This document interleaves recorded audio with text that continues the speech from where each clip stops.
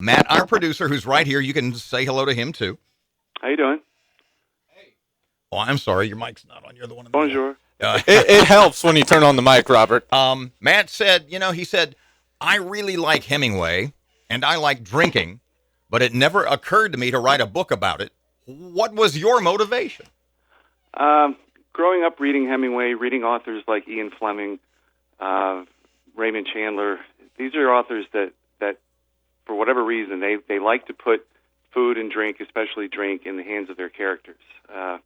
Hemingway especially. Of course, James Bond, he's drinking the Vesper, he's drinking his martini, shaken, not stirred. Philip, pardon me just a second. Yeah. But as soon as you went from Hemingway to Ian Fleming, Mm-hmm. once again, the fire was lit because you are not only talking to a couple of Hemingway guys, you are talking to a couple of Ian Fleming, James Bond guys. So please continue. Well, get in the car January, let's see, I think it's the 18th, 16th, something like that. I'm going to be down in San Antonio doing a seminar on the drinks of Ian Fleming and James Bond. I did it in New Orleans summer before last, and it was a lot of fun. But yeah, it's a great topic. What are the characters drinking? And Hemingway, he was such a world traveler, so he liked to make his stories more authentic, his characters more authentic, by having them drink the local drinks.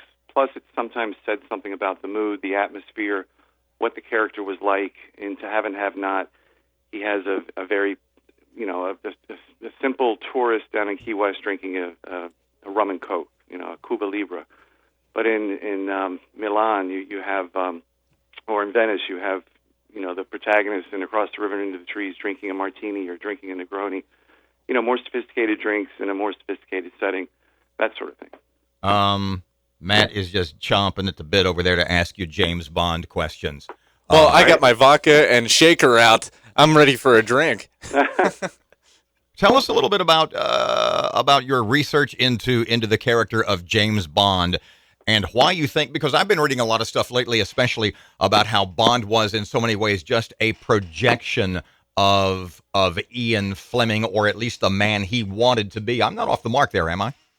Well, Fleming had a very, he was a stockbroker in the 1930s, a bit of a playboy, and then World War II comes along, and British secret intelligence, their MI6, their equivalent of the CIA, I guess, they were ramping up, they were doing a lot of recruiting to bring in the, bright, people with ingenuity and character and resolve. So he was recruited into British Secret Service, and he was one of the top members of the naval arm of the British intelligence, and he established a commando unit and did a bunch of other pretty interesting things. So not your typical life.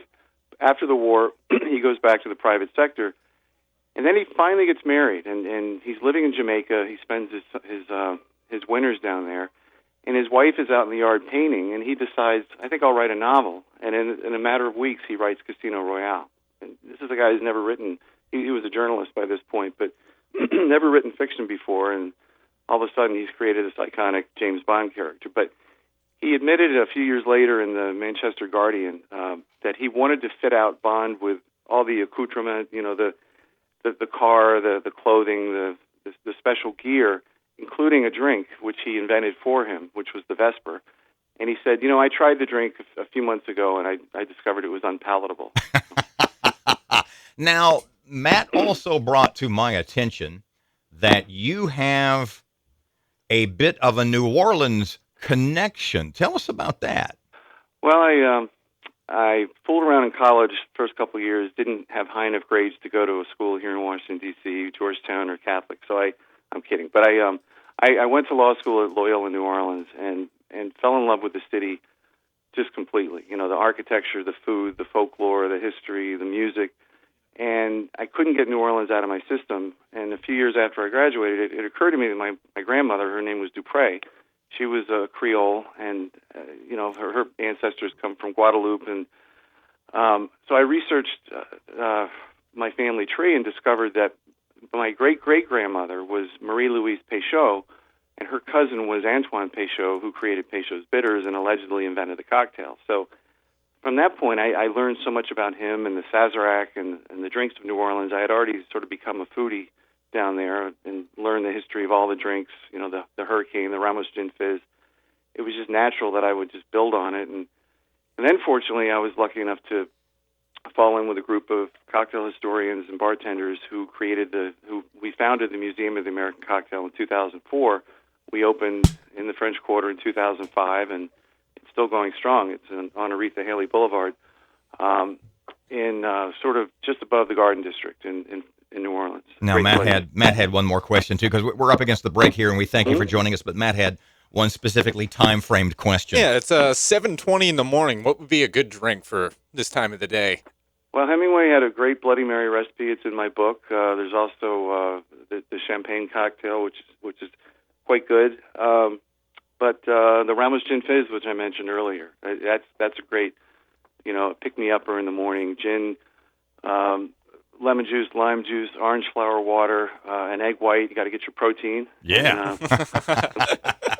Great drink. Mr. Philip Greene, the name of the book is To Have and Have Another, a Hemingway Cocktail Companion. You can find it at fine bookstores everywhere, I'm sure, online. And do you have a website, by the way, folks can check your stuff out at? Sure. Go to haveandhaveanother.wordpress.com. Also, on Amazon, you can see reviews for the book.